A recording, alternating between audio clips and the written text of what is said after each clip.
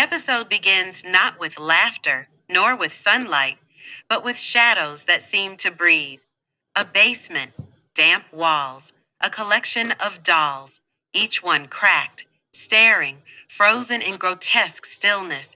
Their glass eyes gleam in the half light, watching, judging.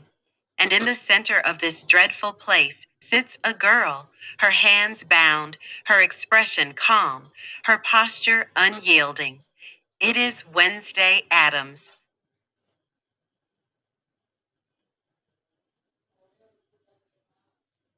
To most, being trapped in the lair of a serial killer would mean panic, terror, despair. But Wednesday is not like most. Her stillness is unsettling, almost unnatural. She does not scream. She does not plead. She simply studies her captor, and her captor is no ordinary monster. He is the Kansas City Scalper, the name whispered through newspaper clippings and crime documentaries, the figure who haunted Wednesday's fascination with death long before she set foot at Nevermore Academy. But tonight, the predator has chosen the wrong prey.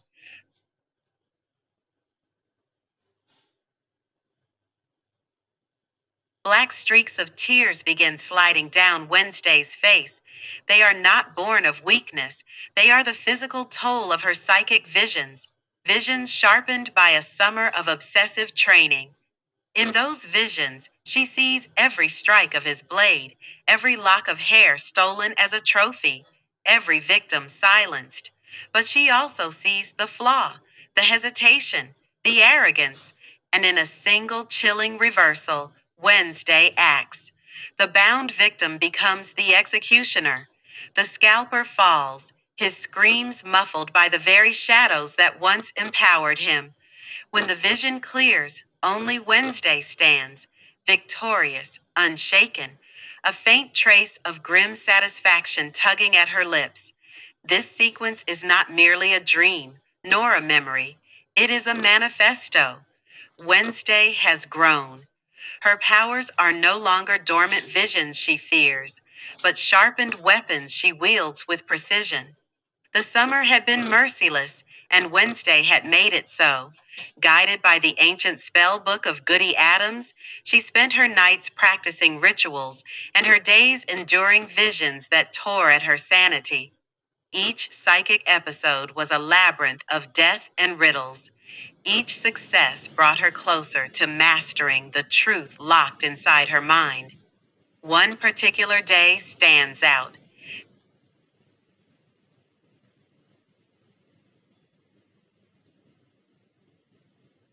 The airport is alive with its usual chaos. Families dragging suitcases, announcements blaring, the dull hum of humanity rushing from one place to another. Amidst it all, Wednesday walks with deliberate calm, her braids swinging like pendulums marking time. By her side, or rather in her bag, is Thing, the ever faithful, ever mischievous hand. While others smuggle perfume or forbidden snacks, Thing slips something altogether stranger through security, a bowling ball. Not just a ball, but a relic from a crime scene, its weight carrying the residue of violence. As it slides into the scanner, Wednesday stiffens, her eyes cloud. A vision strikes like lightning, sharp, violent, unstoppable. She sees the face of the scalper, revealed at last. A man whose cruelty is etched into every wrinkle, every smirk. A face, curiously enough, portrayed by actor Haley Joel Osment, whose sudden presence jolts the audience. For Wednesday, though, it is not casting, it is closure. The monster has been unmasked, and soon after, destroyed. From visions and airports, we shift to a road trip unlike any other.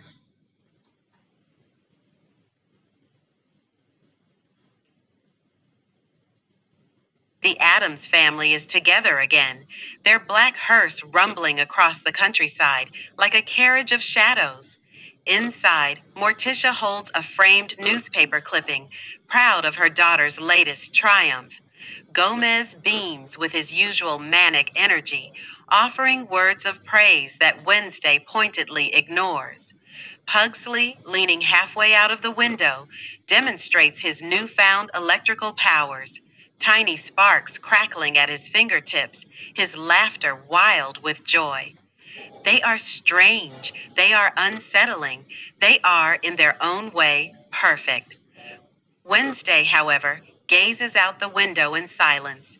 Her mind is already at Nevermore, already anticipating the unease, already sensing that this school year will be nothing like the last. And then the gates of Nevermore rise before them. Gothic spires, iron gates, walls steeped in secrets. To most, it would seem a place of nightmares. To Wednesday, it is home, or something close to it. But the return is not quiet. Her story has spread. She is no longer the odd girl skulking in shadows. She is Wednesday Adams, the girl who solved murders, the girl who fought monsters, the girl who saved Nevermore. Her reputation precedes her, and students now whisper in awe as much as suspicion. It is a role she despises. Fame, attention, admiration, none of it appeals to her. To Wednesday, recognition feels like poison. Waiting at the gates is the new head of Nevermore Academy, Principal Barry Dort, portrayed by Steve Buscemi. His smile is polite, his tone disarming, but there is a glint in his eyes that suggests more than kindness. He greets Wednesday not as a troublemaker, but as a celebrity. He insists she will play a vital role in the upcoming Founders Pyre ceremony, honored as Student of the Year.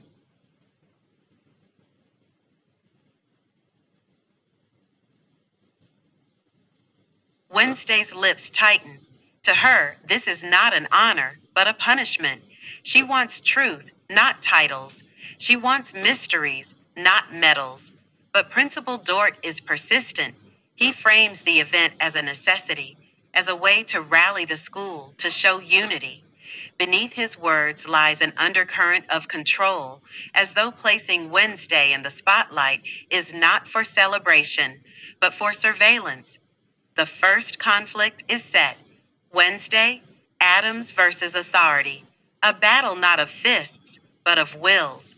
The heavy wooden doors of Ophelia Hall creak open, and for a moment, the gloom of Nevermore is pierced by something entirely alien.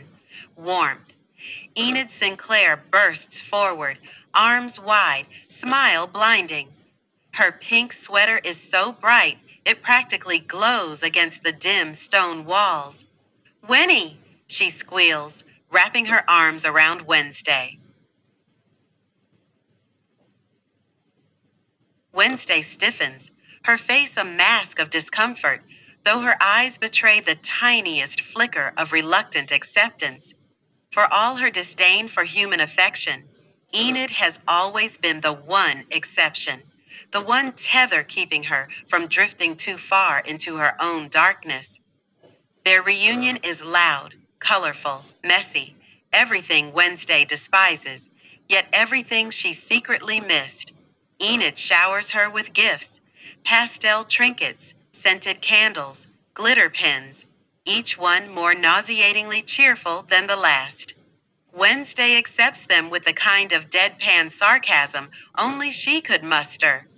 Lovely, she mutters, holding a pink notebook as though it were toxic waste.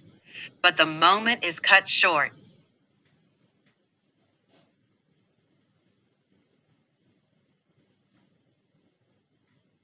Ajax arrives, taller, still awkward, but with the added burden of responsibility, Nevermore's new resident advisor. He shuffles nervously, delivering a stuffed pink unicorn as a gift for Enid, who squeals with delight. Ajax grins sheepishly, but his presence lingers only a moment before he excuses himself. And then it happens. A sharp whistle of wind, a sudden thunk.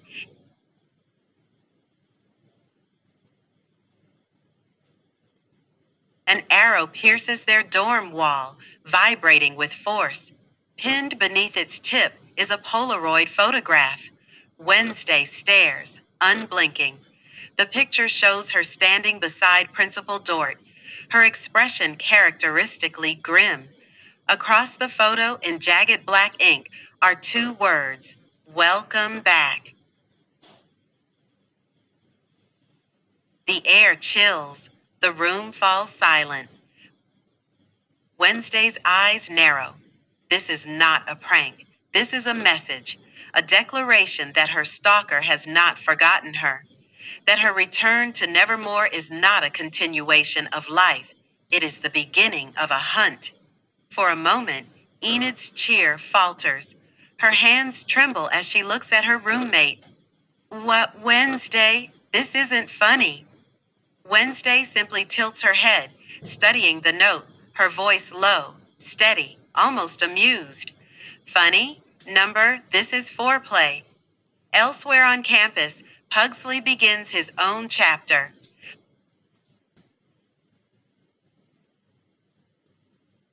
Assigned a new roommate, he enters a room buzzing with strange energy. Eugene, the boy who once helped Wednesday in her investigations, stands before an aquarium filled with insects. He raises his hand, and the swarm responds, crawling, shifting, moving as one under his command. Pugsley's eyes light up, not in fear, but in excitement. "Cool," he exclaims, already imagining the experiments, the chaos, the possibilities. He suggests they hang out later, maybe test the limits of their abilities together. Eugene, however, hesitates. He remembers the dangers of last year, the shadows that nearly consumed them all. He is cautious now, wary of trouble. But Pugsley is persistent, eager, reckless. The seeds of an unlikely partnership are planted, though whether they will bloom into friendship or disaster remains to be seen. Ajax reappears in the scene, trying to play his role as R.A.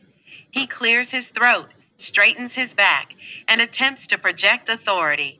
No running in the halls, no fire indoors. Curfew is strict this year.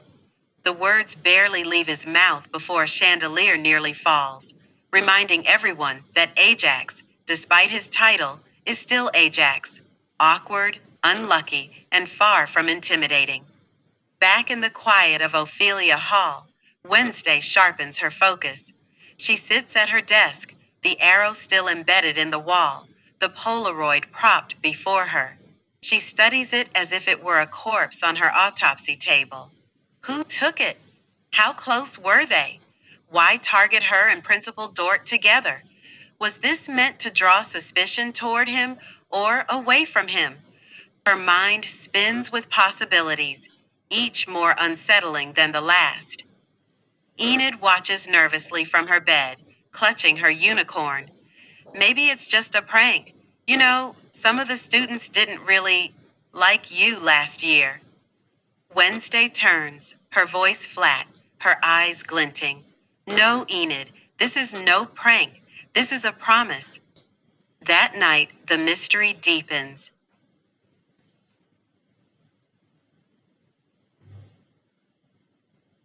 In the woods beyond Nevermore, the wind howls through the trees, carrying with it the scent of rot and something far darker. A man stumbles through the brush, Carl Bradbury, a private investigator who has been snooping too close to the school's secrets. He mutters into a recorder, his voice tense, his words fragmented. But he is not alone. Sound is a flutter, then another, then a storm.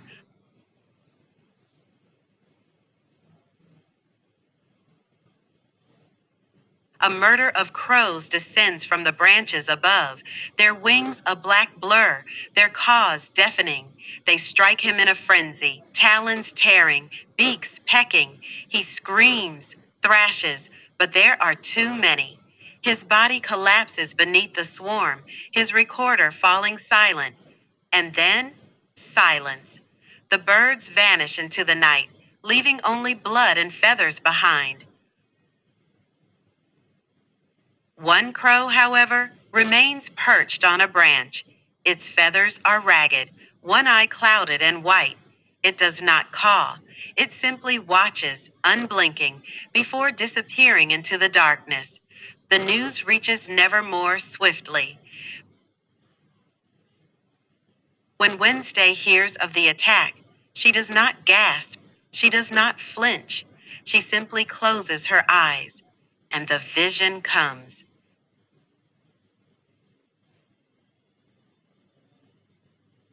She sees the crows, the blood, the investigator torn apart. But then the image shifts. The earth, a gravestone, a name carved deep into stone. Enid Sinclair.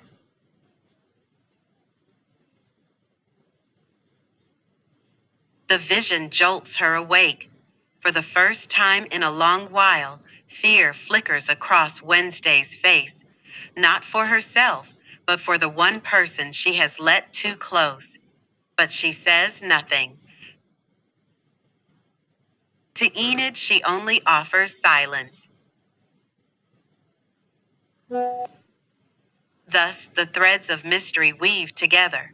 A stalker sending arrows and Polaroids. A principal with secrets in his smile. A swarm of crows that kills as if guided by something unnatural. And a vision of Enid's death that Wednesday cannot ignore. The school year has only just begun, and already the shadows are gathering. And in the center of it all stands Wednesday Addams, unblinking, unyielding, and more determined than ever to uncover the truth, no matter how many bodies fall in the process. The night of the founder's pyre arrives, and Nevermore Academy glows with a grotesque kind of beauty. The courtyard is bathed in torchlight, every flame a reminder of tradition, every shadow a reminder of what tradition hides. Students gather in ornate uniforms, their faces painted with reverence, or at least the appearance of it. Parents, donors, and a scattering of curious outsiders stand along the edges, sipping mulled wine and whispering about legacies. To them, the ceremony is spectacle. To Principal Dort, it is survival. But to Wednesday Addams, it is a farce.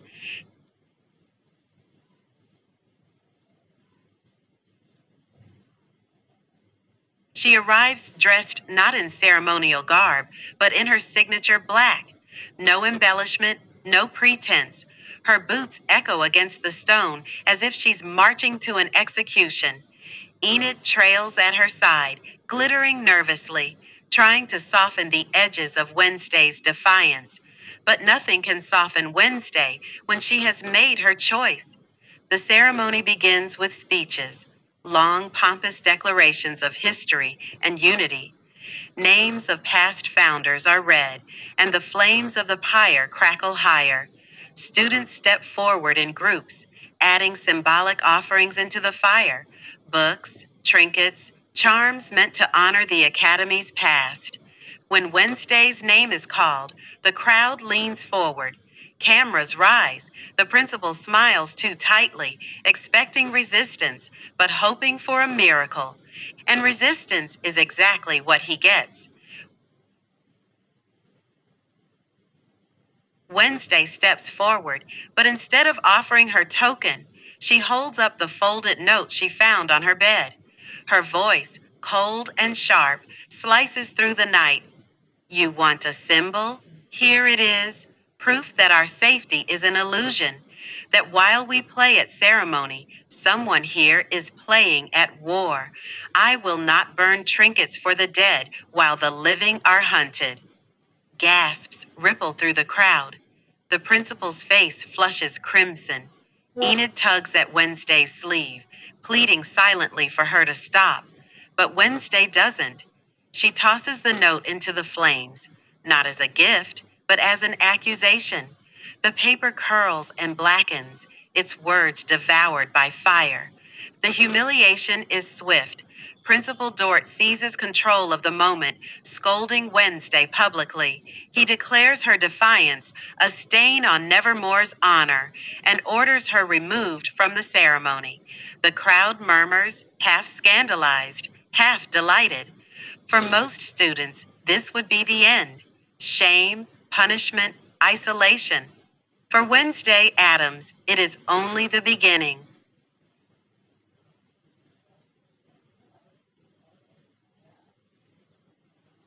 Later that night, the school sleeps restlessly. The fire has burned down, but the whispers continue. Some call Wednesday brave, others call her reckless. Enid sulks in their room, torn between loyalty and exasperation. Pugsley, meanwhile, seems emboldened, thrilled by the chaos his sister has sown. But Wednesday herself sits alone at her desk, lit only by candlelight. She sketches the pyre in her notebook, the flames curling upward, the note disappearing into smoke. And then she hears it. A faint sound, a knock, not at her door, but at her window. She rises, crosses the room, and pulls the curtain aside. The night outside is thick with fog, the grounds of Nevermore veiled in ghostly gray. At first, she sees nothing, but then movement. A figure, half hidden by mist, standing just beyond the tree line.